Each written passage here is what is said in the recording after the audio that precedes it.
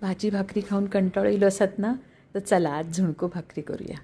बेसन, तेल, लाल तिखट, हळद, मीठ, मिरची, कोथिंबीर, कांद्याची पात.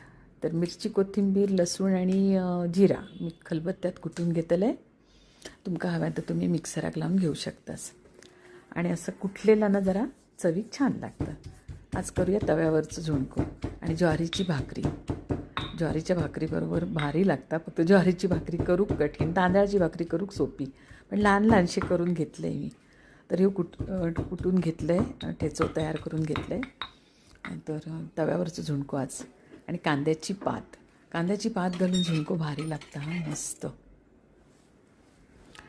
तर हे बघा, असे भाकरीला मी जरा लहान लहानशेच करून घेतलं आहे. मोठी करताना कडा फाटतात माझे ते असे कडेने, म्हणून बेतातच साईज ठेवून केली. तर भाकरी झाली. आता करायचं तव्यावरचं झुणको, पण तो पण गोड्या तेलात करायचो हा, शेंगदाण्याच्या तेलात. बघा, रिफाईंड तेलात नको.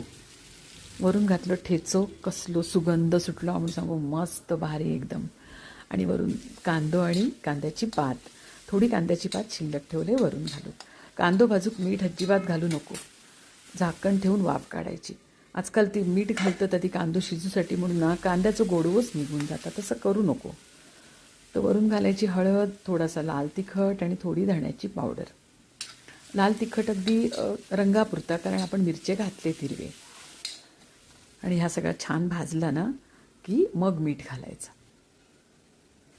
आणि वरून कालवलेला बेसन ना आधी घट्टसा होता, कारण तव्याच्या सगळा बाहेर येत ना म्हणून. आणि मग हळूहळू ढवळता पाणी घाला. आणि 1-1.5 ग्लास पाणी तरी घालू हव्या, तर तो झुणको छान शिजतो. जसा तुमचं पाणी आटत जाताला ढवळताना, तसं बेसन शिजत जाताला. सगळा पाणी आटून जाताला, अगदी हव्या तेवढा घालू शकतास, 1-1.5 ग्लास मस्तपैकी. आणि जसं तर आटत जातं शिजलो की झुणको तयार झालो. मीठ चेक करून घ्यायचा, हव्या तर जरासा घालायचा. आणि वरून शेवटी घालायची आपण ठेवलेली कांद्याची पात, नाही तर भरपूरशी कोथिंबीर घाला. आज कांद्याच्या पातीचं झुणको करते म्हणून मी कोथिंबीर घालूकच नाही.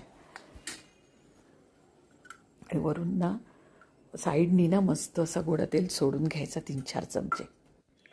मग झालं झुणको तयार. असं चविष्ट झुणको, घट्ट मस्त तव्यावरचं करून बघा. आणि आवडली का रेसिपी नक्की सांगा.